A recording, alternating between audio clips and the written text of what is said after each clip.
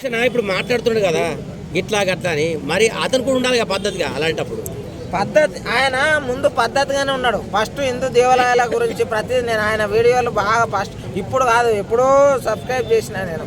ఆ టైంలో హిందూ దేవాలయాలలో కూడా పోయిండు, వీడియోలు చేసిండు, అంతా చేసిండు.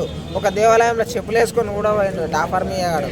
కాకపోతే ఏమిటిదంటే ఏమన్నారు ఏం డాపర్ మీయ అంటే ఏంటంటే తెలిసి కూడా తప్పులు చేసేటోళ్ళని దాపర్ మీ అందుకే ఇప్పుడు చేస్తున్నా తెలిసి తప్పులు చేస్తుండు అంటే ఆ తప్పులను మనం కూడా ఎంకరేజ్ చేస్తున్నాం. అది మన దురదృష్టం అనుకోండి. ఇండియాలో అందరూ వేస్ట్ గాళ్ళు ఉన్నారు, అందరు ఇండియా వదిలేసారు అని అంటున్నాడు. దానిపై మీ స్పందన ఏంటి? వేస్ట్ గాళ్ళం అయినందుకే ఆయనకు అన్నిగానం అమౌంట్ రానికే మనం సపోర్ట్ చేస్తున్నాం. అంటే మన డబ్బుతోటి తింటున్నాడు, మన డబ్బుతోటి ఉంటున్నాడు, మనని అంటున్నాడు. అదే కదా అనిపించుకుంటున్నాం మనం అంత మంచిగా. ఆయన వీడియోలు చూడకుండా ఉంటే వాడే సైలెంట్ అయ్యి అమ్మ తల్లి నీ కాలు మొక్తా దండం చేస్తా ప్లీజ్ అప్పా ప్లీజ్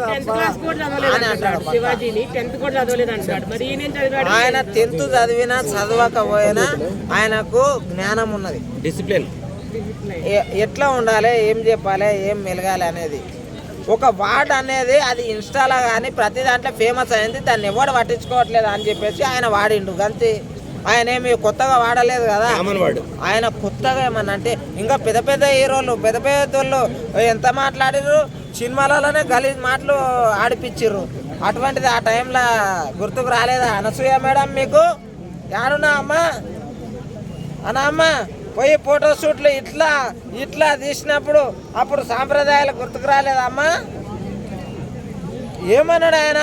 ఏదో 10 మందిలో ఇప్పుడు సినిమాలు చేసేటప్పుడు ఆడ డ్రెస్సులు ఇస్తే అవి వేసుకోండి, తప్పేం లేదు. ఎందుకంటే అది మీ వర్క్ అన్నం పెడుతుంది.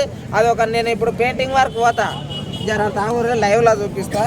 నా బట్టలు ఎట్లుంటాయి అంటే చూస్తే అంటారు అట్లుంటాయి. ఇగో చూడరేనా ఈ బట్టలు పెయింటింగ్ పనికి పోయి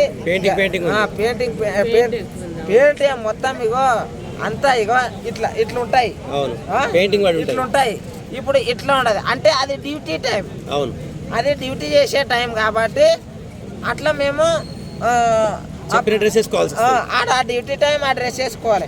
వీడికి ఈ అందరి దగ్గరికి నేను ఇవే బట్టలు వేసుకొని వీడికి అవే బట్టలు వేసుకొని వస్తే అందరు నా వైపు ఈడేం రా నాయన ఏమ్మా ఈ పని బట్టలు వేసుకొని గీడికి వచ్చిండు అని అంటారా లేదా?